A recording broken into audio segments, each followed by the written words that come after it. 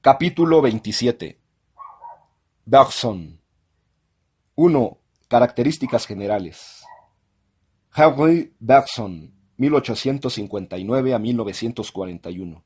Nació en París y ha sido uno de los más destacados filósofos del siglo XX, debido principalmente a la belleza de su estilo, quien le valió el Premio Nobel de Literatura, 1927, a la sinceridad de su actitud espiritualista y religiosa, y a su intuición de la duración como esencia de toda la realidad.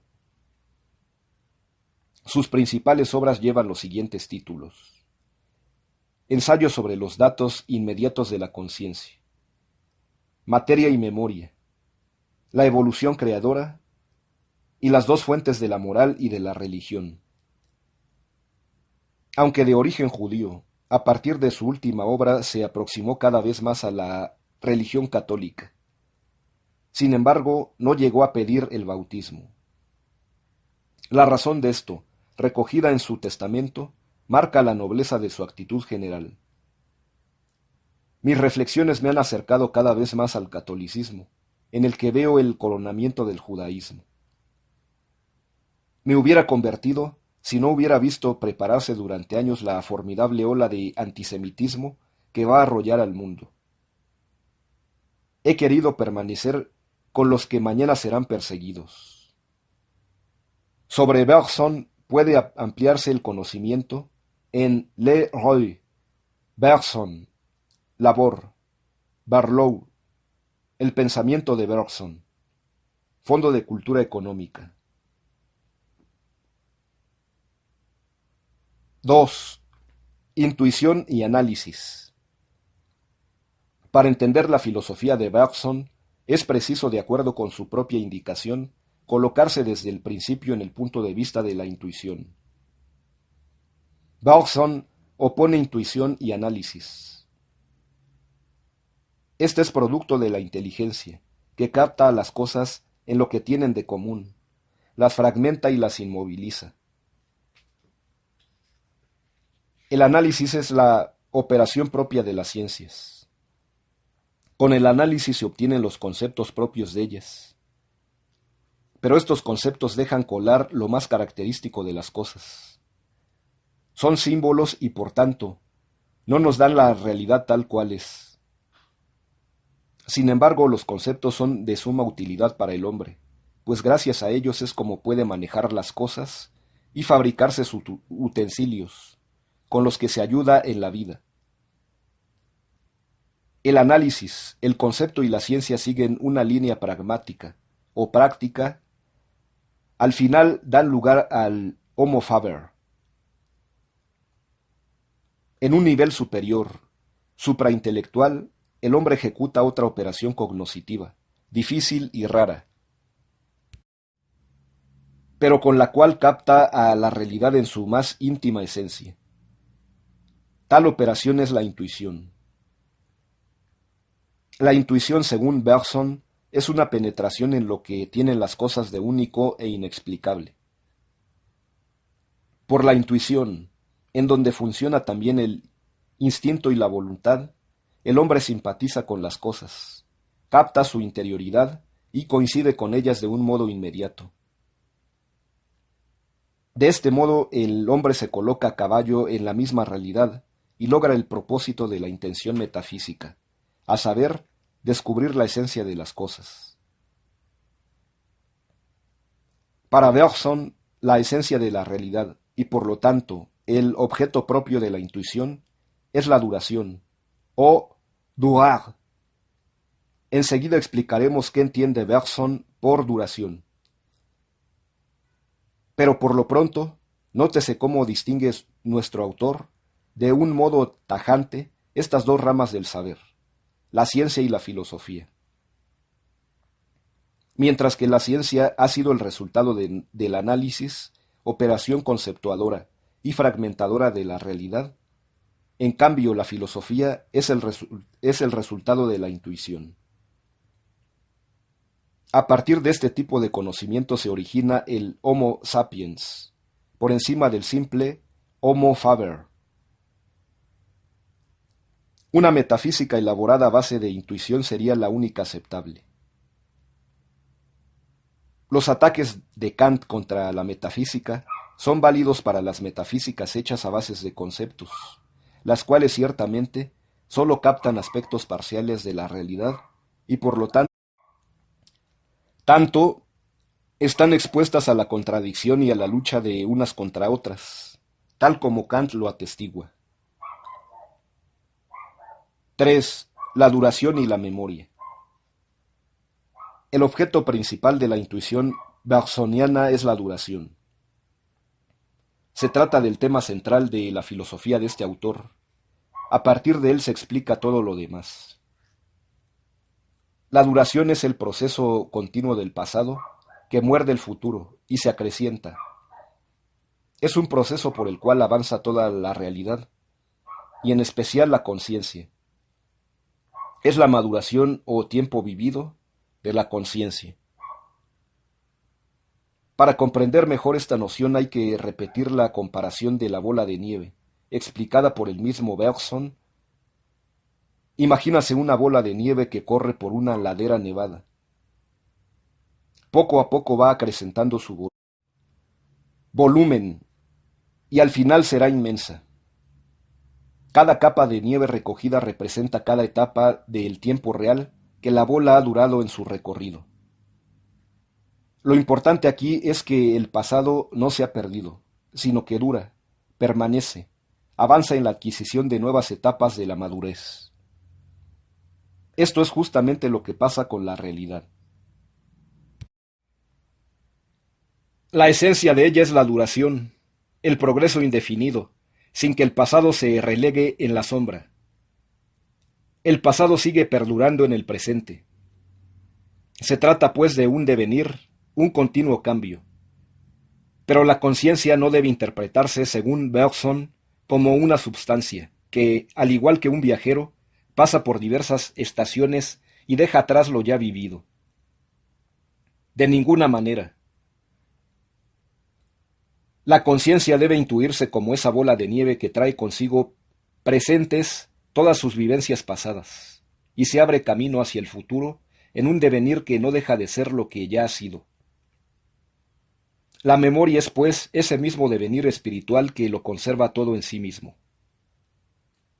Según Bergson, el papel de las localizaciones cerebrales se reduce al de un instrumento, por el cual se canalizan ciertos recuerdos y otros no. Pero un espíritu sin cuerpo tendría todo su pasado de tal manera presente que no habría necesidad de cerebro para recordarlo. La conciencia es memoria, y si no fuera por ese cuerpo que sirve como coladera para seleccionar ciertos recuerdos, tendríamos todo el pasado en forma consciente.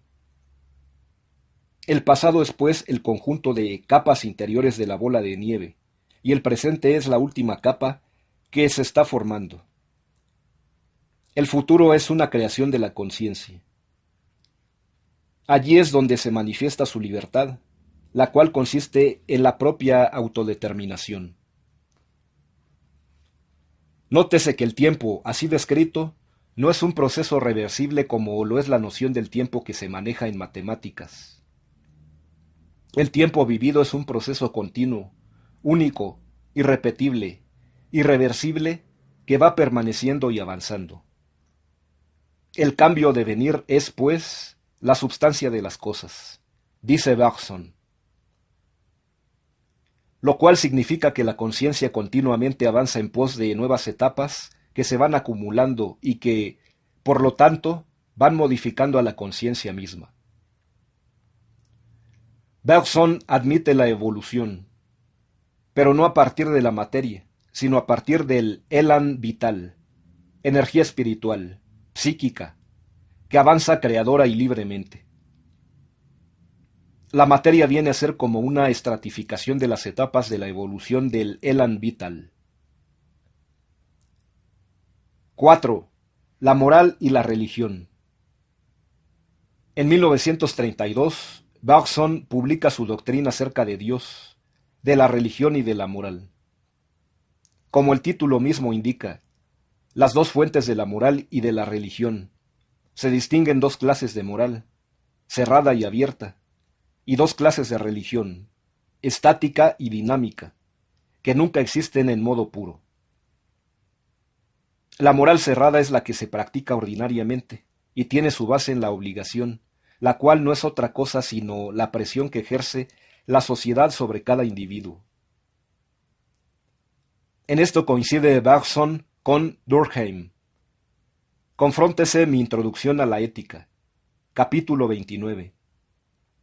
Pero solamente para afirmar un hecho real, no una esencia de la moral, la cual todavía puede practicarse en un nivel superior. Este nivel superior es la moral abierta. Ya no se rige por obligaciones o presiones sociales, sino por la aspiración o emoción, en consonancia con el elan o impulso vital. Los que la practican son unos cuantos héroes y ya no necesitan exhortar a los demás, pues su sola existencia ya es un estímulo o ejemplo a seguir. Paralelamente, Bergson considera la religión estática y la religión dinámica. La primera es una reacción defensiva del instinto contra los avances excesivos de la inteligencia. Esta prevé la muerte y el azar. Por eso se produce la llamada función fabuladora o actividad creadora de mitos, por los cuales el hombre encuentra consuelo ante las previsiones de la inteligencia. Una vez más notemos cómo Bergson asienta un hecho, pero lo trasciende explicando un nivel superior del fenómeno religioso. Por encima está la religión dinámica, que se basa en el misticismo. Este es un contacto intuitivo, y por lo tanto vivencial y directo, con Dios mismo. El misticismo ha tenido varias formas a través de la historia, y Bergson revisa algunas de ellas, como el hinduismo y los misterios órficos de los griegos. Llega a la conclusión de que el misticismo cristiano, como el de San Pablo y de Santa Teresa de Jesús, es el más perfecto. Rechaza la acusación de enfermos mentales que se les ha propinado a estos místicos, y defiende su testimonio en vista de la coincidencia de sus acertos sobre Dios, su elevado sentido común y su gusto por la acción. A partir de esto lanza su doctrina acerca de Dios, diciendo que es lo mismo que el amor, que es un poder creador, y que ha creado al hombre para hacerlo digno de su amor. El universo es una máquina para crear creadores. Acerca de la existencia de Dios, sostiene que no es demostrable racionalmente, sino que se experimenta personalmente. 5. Comentario crítico. A. Respecto a la intuición, es de notar que el pensamiento del siglo XX se ha inclinado poderosamente en su favor, dejando a la abstracción, análisis u operación conceptuadora en un plano secundario. Posiblemente sea necesario un equilibrio en donde se sintetice la cualidad penetrante e innovadora de la intuición con la capacidad fijadora y explicativa de la conceptualización.